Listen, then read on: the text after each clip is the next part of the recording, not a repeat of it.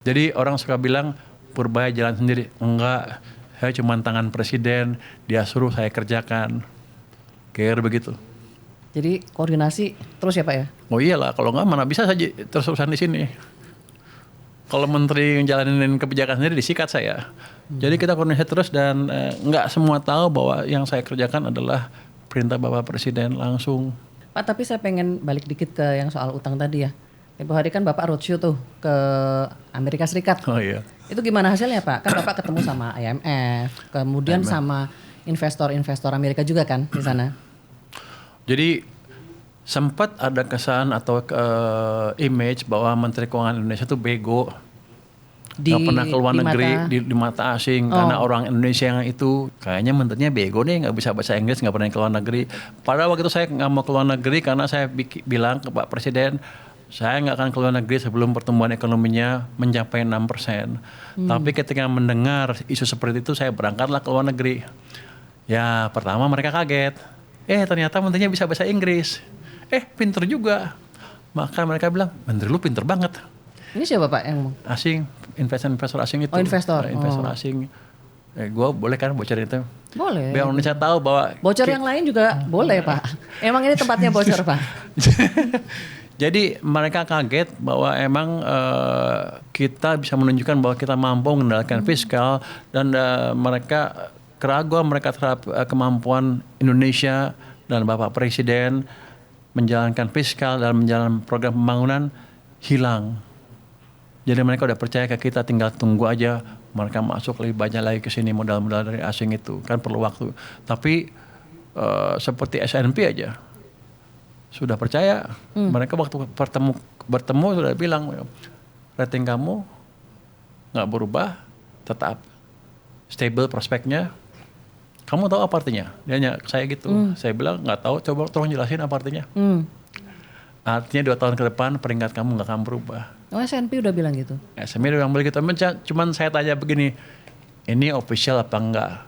Boleh nggak saya ceritakan ke publik?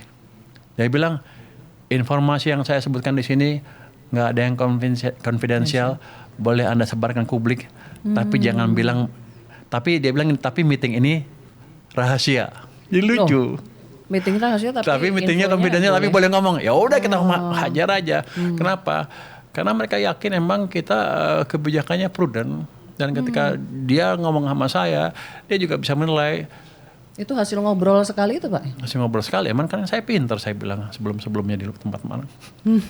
Enggak, dia lebih confident dibanding sebelumnya. Kan kalau sebelumnya dia cuma lihat di media, di berita, kata orang. Kita bisa yakinkan bahwa program Presiden Prabowo betul, serius. Kita melakukan reformasi dan lain-lain. Di IMF World Bank Meeting malah kita bilang begini. Salah satu rahasia Indonesia bisa stabil di tengah kegoncangan sosial geopolitik dunia karena Pak Presiden Prabowo sudah melakukan reformasi sebelum krisis terjadi. Jadi bukan kita pemadam kebakaran, bukan. Kita memang sudah perbaiki secara struktural. Jadi ke depan harusnya kita bisa tumbuh lebih cepat lagi. Ingat, kita tumbuh 5,61 itu ketika kondisi global gonjang-ganjing. Kalau kondisi bagus pasti di atas 6 tuh. Tapi dengar-dengar Bapak ada rencana mau menerbitkan Panda Bond juga ya? Iya. Mungkin Kenapa, bulan depan. Diversifikasi lah biasa. Bukan kurang duit bukan ya? Duit saya masih, even dalam kondisi sekarang, saya punya sal 420 triliun belum kepake itu. Cuma ini program APB-nya seperti itu kan. Cuman kita ingin diversifikasi sumber pembiayaan supaya nanti misalnya kalau yang nekan-nekan kita ya kita bisa ke Cina. Kalau Cina nekan kita ke yang lain. Bisa balancing. Jadi ketergantungan kita terhadap mata uang tertentu bisa dikurangi secara signifikan. Di samping itu bunga di sana murah. Cuman 2,3-2,4%. Kalau yang lain berapa Pak? Di atas 4 kan. Di atas 4 ya? Udah di atas 4 ya? Di atas 4 yang dolar ya, di atas 4 mendekat itu. Jadi kita diversifikasi dan diversifikasi yang sumbernya lebih murah. Dan Cina juga tanya ke saya, boleh nggak dia terbitkan bond di Indonesia? Boleh. Kita tukar bolak-balik jadi. Dan ini kerjasama yang lebih erat antara kita dengan Cina. Rencananya kapan tuh Pak? Cina, Ya, bond ini. Kita bulan depan. Bulan depan. Bulan depan ya, Juni ya. Kalau Cina ke sini masih penjajakan. Tapi dia berminat untuk terbitkan bond Cina di sini. Di sini juga. Oke. Pak, kita balik lagi ke angka cantik tadi ya. Siap. Pak, kita semua kan ingin angka 5,61 ini sustain lah ya. Nah, pertanyaannya ini apa yang akan mendrive pertumbuhan di Q2 dan QQ selanjutnya sampai akhir tahun? Yang pertama doalah. Nah, kita aminin Pak kalau itu kita aminin. Yang jelas program-program ini baru berjalan kan sebagian dan sudah mulai memberikan dampak. Kayak Koperasi Merah Putih itu baru mulai jalan. Nanti kalau berjalan makin kencang dampaknya akan makin signifikan lagi ke perekonomian. Banyak di program prioritas pemerintah. Program prioritas pemerintah. Yang kedua kita akan jaga terus kondisi sektor finansial kita sehingga bisa mendorong atau memberikan sumber pembiayaan bagi perusahaan-perusahaan swasta, private sector. Itu utamanya. Jadi kita akan pastikan tuh private sector tetap tumbuh. Karena kontribusi private sector ke ekonomi itu 90%. Itu yang paling penting yang orang lupa. Makanya saya sibuk jagain uang di sana.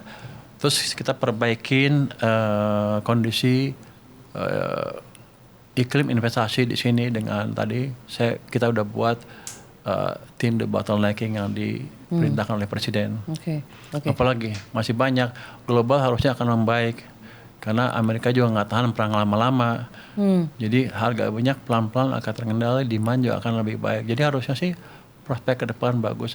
Juni ini kita akan kasih stimulus tambahan ke perekonomian. Tadi kita akan kasih subsidi untuk pembelian mobil listrik dan motor listrik. Mungkin step pertama 100.000 mobil dan 100.000 motor. Nanti kalau udah habis kita tambah lagi, kita tambah lagi. Nanti juga ada gaji ke-13 kita akan keluarkan percepat di triwulan kedua. Apalagi transportasi, liburan mungkin kita akan pikirkan kita kasih stimulus tambahan di sana. Oh, liburan kan udah lebaran kemarin tuh Pak. Tapi dampak krisis Hormuz ini bukannya akan lebih terasa di Q2 ya Pak ya? Kenapa? Karena kan di Q1 kemarin itu kan kerasa dampaknya kan cuma sebulan, di bulan Maret gitu. Nah ini kan udah start dari awal quarter udah berat nih gitu. Oh gini, seandainya global morat-marit, ekonomi Indonesia hancur apa enggak? Enggak. Karena 90% ekonomi kita di drive oleh domestic demand, yang 10% hanya asing. Artinya kalau saya jaga yang 90%, yang sana gonjang-ganjing pun harusnya kita masih bisa tumbuh. Worst case scenario kita lihat tahun 2009 waktu negara-negara di sekeliling kita tumbuhnya negatif, kita masih tumbuh 4,6% karena kita jaga permintaan dalam negerinya. Sekarang kita jaga lebih bagus lagi, apalagi sekarang menterinya saya. Pasti lebih bagus kan jaganya ke depan. Harus dong Jadi Pak. nggak usah takut. Kita akan jaga betul ekonomi supaya momentum pertumbuhan yang sekarang sudah tercipta tidak berkurang. Saya ngomong gini dengan memonitor terus variabel ekonomi yang ada di sistem perekonomian. Begitu ada yang lemah, kita kasih stimulus atau kita kasih kebijakan yang memperbaiki itu.